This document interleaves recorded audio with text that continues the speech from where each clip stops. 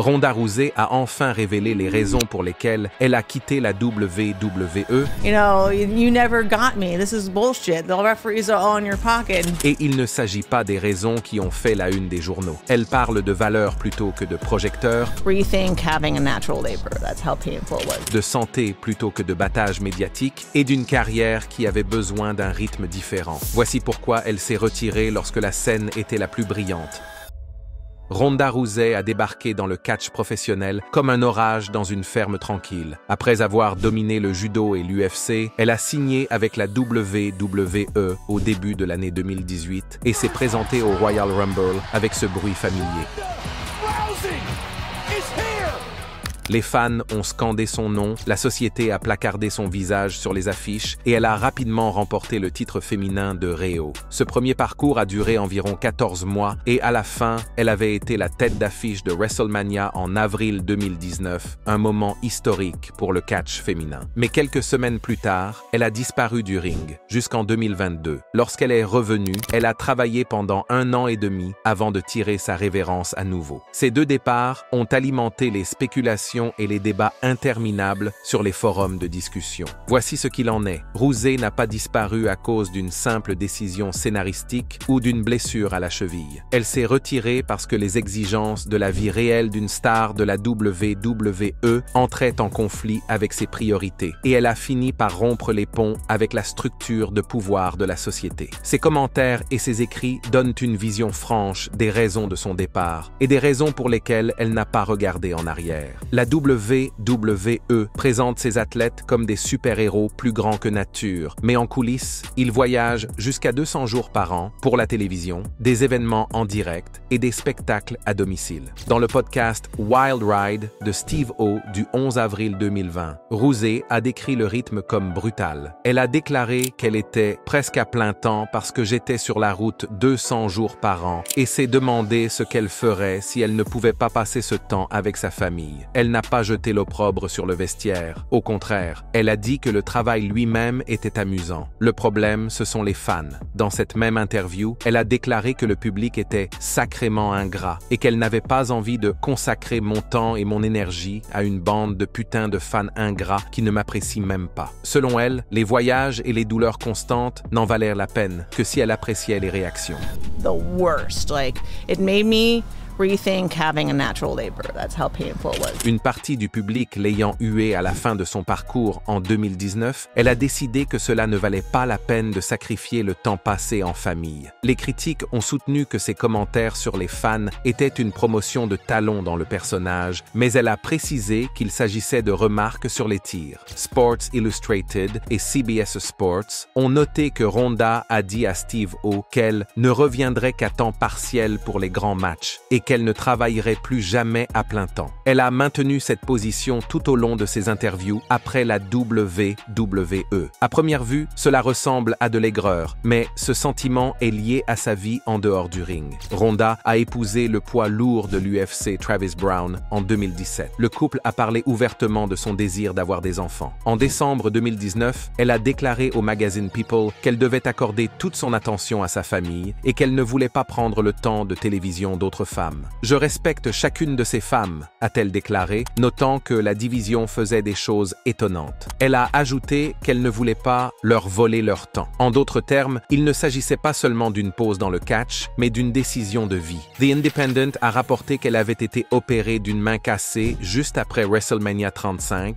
et qu'elle prévoyait d'avoir un bébé avant de revenir. Ramona Shelburne, d'ESPN, a écrit que Ronda avait posté « Imprégnation vacation » sur Instagram, une manière insolente de dire au monde qu'elle essayait de concevoir. À l'époque, elle a même fustigé les journalistes qui spéculaient sur son utérus. « C'est mon vagin, ma vie, gardez les spéculations pour vous », a-t-elle déclaré à ESPN en janvier 2019. Le message était clair, elle voulait être mère, et le calendrier de la WWE rendait cela presque impossible. Tout le monde se souvient de l'événement principal triple menace historique de WrestleMania 35. Rousey, Charlotte Flair et Becky Lynch sont entrés dans l'histoire en clôturant le spectacle, mais la fin a été bâclée. Les épaules de Rousey sont sorties du tapis lorsque l'arbitre a compté jusqu'à 3.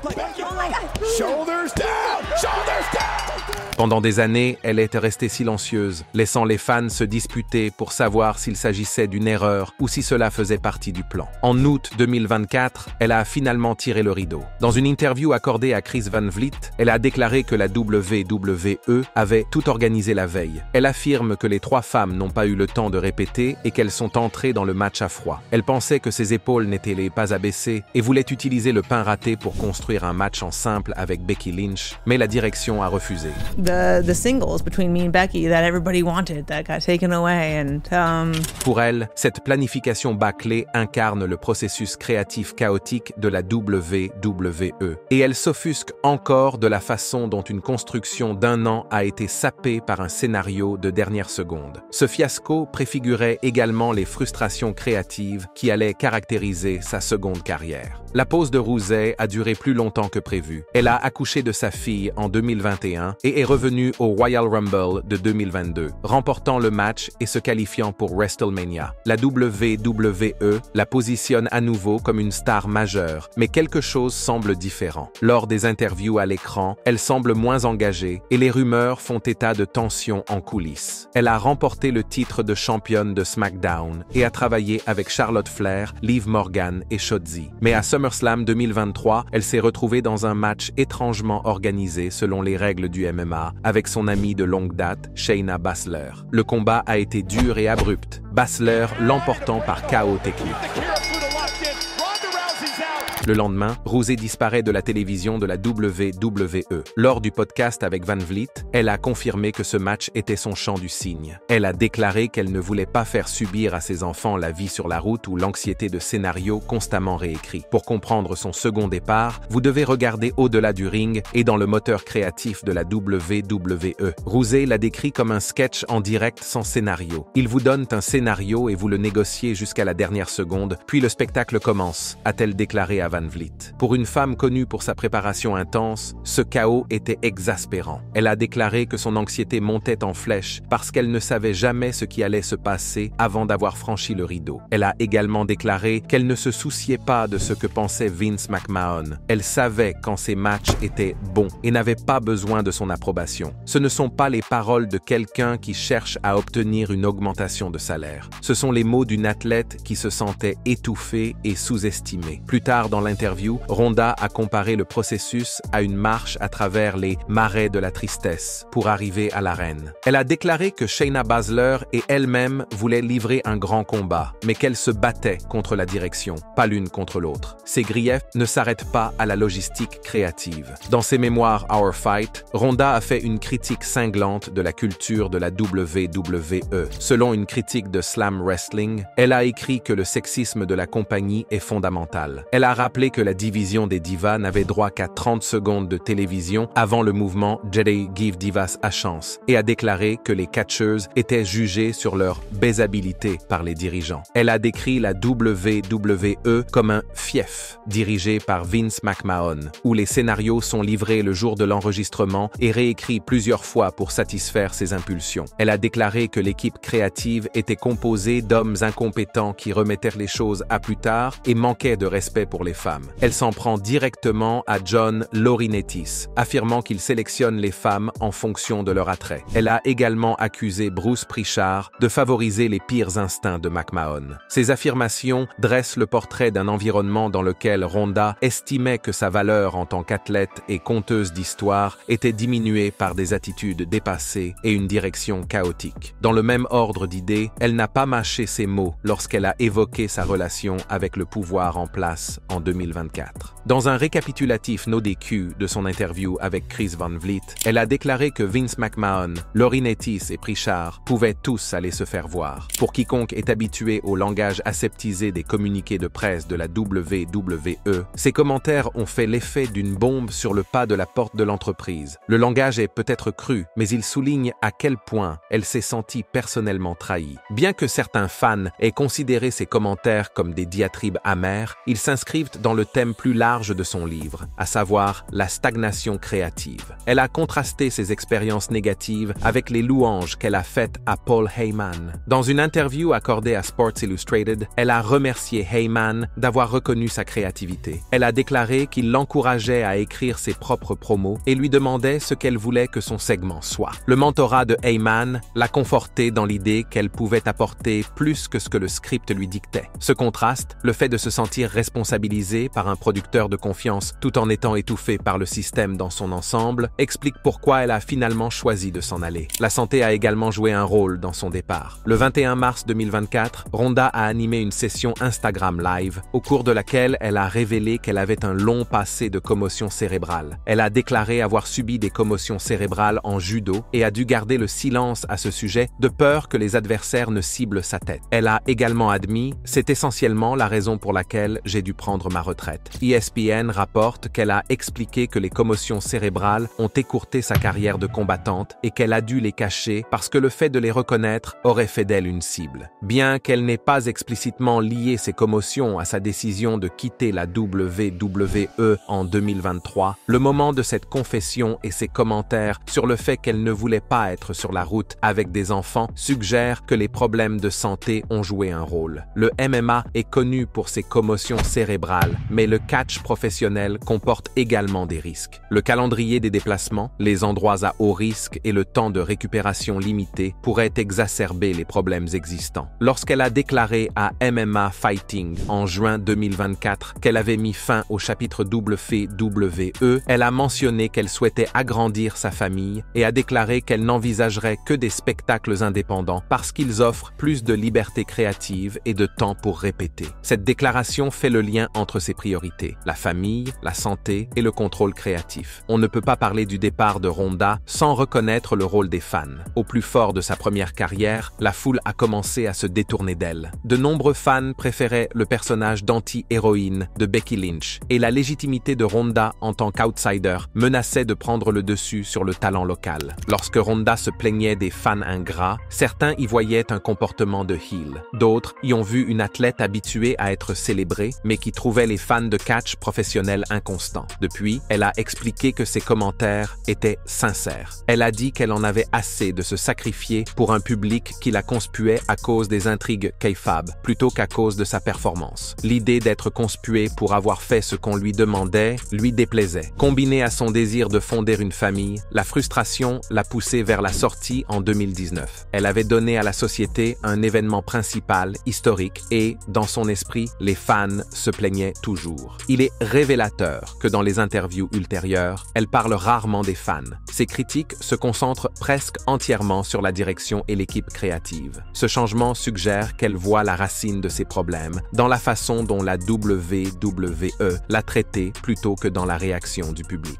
Une autre couche de son départ est la politique des coulisses de la WWE. Rhonda est entrée dans la compagnie en tant que mégastar du MMA. Elle a été rapidement propulsée au sommet, remportant des titres et se retrouvant en tête d'affiche des PLE. Cette ascension rapide a créé des tensions. Certains catcheurs et fans estimaient qu'elle n'avait pas payé sa cotisation, tandis que la direction la considérait comme une attraction grand public. Rhonda a déclaré qu'elle respectait les femmes du vestiaire et qu'elle ne voulait pas leur voler la vedette. Dans ses mémoires, elle souligne qu'elle admire les catcheuses qui ont travaillé pendant des années, mais elle estimait également que le système ne tenait pas compte de sa contribution. Par exemple, elle a déclaré qu'elle voulait faire ses propres promos parce qu'elle connaissait mieux son personnage que les scénaristes, mais les scénarios étaient souvent écrits par des hommes qui n'étaient pas à l'écoute. Les changements constants de dernière minute qu'elle a décrits reflètent les plaintes de longue date d'autres catcheurs qui ont lutté lorsque Vince McMahon était aux commandes. De nombreux catcheurs ont raconté que les scripts étaient déchirés quelques heures avant Raw ou SmackDown. Le récit de Rhonda s'aligne sur ces histoires, ce qui donne de la crédibilité à ses affirmations. Lorsqu'elle affirme que l'équipe créative tergiverse puis panique, elle n'a rien d'une théoricienne du complot. Elle se fait l'écho d'un chœur de voix provenant de l'ensemble du secteur. Pour ceux qui se demandent si ces griefs sont exagérés, il suffit de regarder comment elle compare la WWE à d'autres formes de divertissement. Elle a déclaré à Chris Van Vliet que le processus ressemblait au Saturday Night Live sans spectacle écrit. Le SNL est connu pour ses réécritures en direct, mais il a toujours un scénario. Rhonda laisse entendre que la WWE commence souvent l'émission avec des décisions créatives non résolues. Ce niveau de chaos peut être passionnant pour les catcheurs de longue date qui s'épanouissent dans l'improvisation, mais pour quelqu'un comme Ronda, qui vient d'un sport qui exige un entraînement rigoureux et des plans de jeu clairs, c'est exaspérant. Elle ne voulait pas traîner ses enfants à travers le pays avec un emploi du temps où elle ne pouvait même pas garantir ce qu'elle ferait à son arrivée. Cet environnement n'est pas propice à la conciliation de la maternité et du catch professionnel. En outre, la WWE n'est pas un espace créatif où l'on travaille en collaboration. Lorsque votre patron peut déchirer le script quelques minutes avant la diffusion, votre contribution n'a plus aucune valeur. Il y a aussi la question de savoir si Rousey a toujours eu l'intention d'être un membre à vie de la WWE. En janvier 2019, elle a réfuté les rumeurs selon lesquelles elle prévoyait de partir après WrestleMania. Elle a déclaré à ESPN qu'il s'agissait de son vagin et de sa vie, et que les gens devraient cesser de spéculer. Cette franchise a fait les gros titres. Pourtant, quelques mois plus tard, elle est repartie,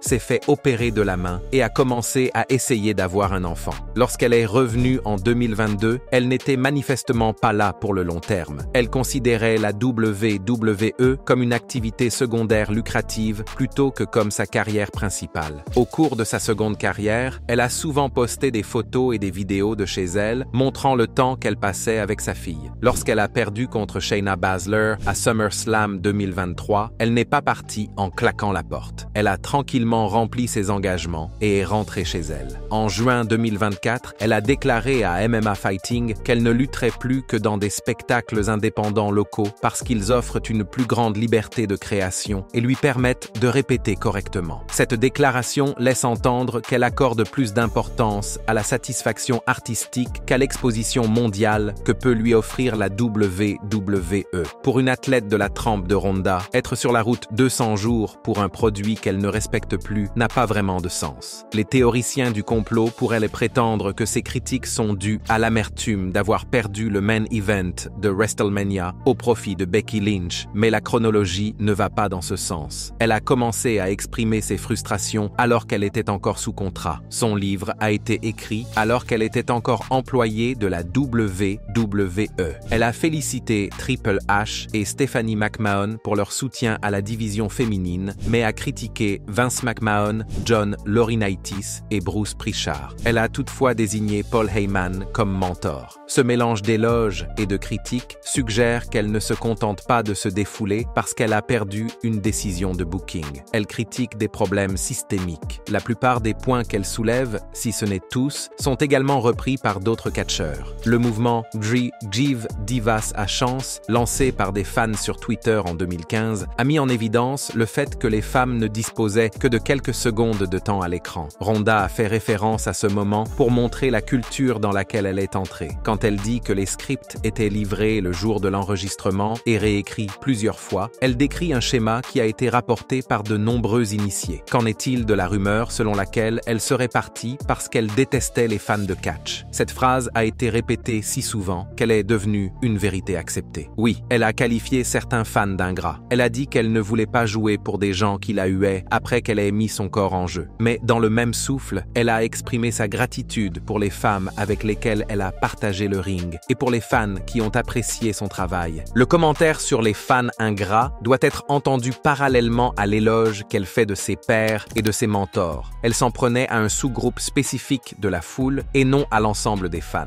Ce qu'elle voulait surtout dire, c'est qu'il en coûte de se produire. Cela ne la dérangeait pas d'être détestée lorsqu'elle travaillait en tant que heel gimmick. Cela ne la dérangeait pas de sacrifier du temps avec sa famille pour se faire huer par des gens qui ne comprenaient pas le prix à payer. Dans ses interviews ultérieures, elle mentionne rarement les fans. Au lieu de cela, elle se plaint du manque de planification et du sexisme de la direction. Ce changement souligne où se situe, selon elle, le véritable problème. Une autre raison de son départ est la poursuite d'autres projets. Les mémoires de Rousey détaillent ses expériences dans le judo, le MMA et la WWE, et elle a laissé entendre qu'elle en écrirait d'autres. Elle est apparue dans des émissions de télévision et des films. Elle et son mari gèrent également une ferme durable. Dans son entretien avec Chris Van Vliet, elle a parlé de la joie de s'entraîner avec ses amis et de concourir dans des spectacles indépendants locaux où elle peut tester de nouvelles idées sans la surveillance d'une entreprise. Ces activités lui permettent de s'épanouir sur le plan créatif et d'être à la maison avec sa famille. Si la WWE offre une expérience l'exposition massive, elle exige aussi l'exclusivité. En se retirant, Ronda s'est libérée pour explorer ses voies. C'est pourquoi elle a annoncé qu'elle fermait le chapitre WWE après l'expiration de son contrat. Elle n'a pas claqué la porte du catch. Elle a simplement choisi de le faire selon ses propres conditions. L'histoire de Ronda soulève également des questions plus générales sur la façon dont la WWE traite les athlètes traditionnels. Lorsque des vedettes d'autres sports arrivent, elles sont poussées dans leur retranchement, mais se heurtent souvent à la structure créative. Brock Lesnar a connu des problèmes similaires lors de son premier passage à la WWE, qu'il a quitté en 2004 après s'être plaint de l'emploi du temps. Plus récemment, Bad Bunny a parlé de l'impact physique du catch. Les critiques de Ronda s'inscrivent dans cette lignée. Elle vient de disciplines où un camp d'entraînement mène à un combat et où le scénario est clair. Vous gagnez ou vous perdez. À la WWE, les victoires et les défaites sont prédéterminées, mais les matchs exigent toujours une préparation physique et mentale intense. Lorsque l'équipe créative vous remet un scénario 1 heure avant que vous ne passiez à la télévision en direct, vous êtes voué à l'échec. Rousey n'est pas la seule personne extérieure à exprimer sa frustration à l'égard de ce processus, mais son statut de star amplifie la critique. Au cours de sa 2e saison, les fans l'ont vue trébucher dans ses promos parce qu'elle semblait souvent mal à l'aise lorsqu'elle lisait des répliques écrites à l'avance. Son meilleur travail a été réalisé lorsqu'elle s'est appuyée sur l'authenticité, comme lors de ses promos avec Charlotte Flair, où elle s'est moquée de l'éducation à la cuillère d'argent de Charlotte.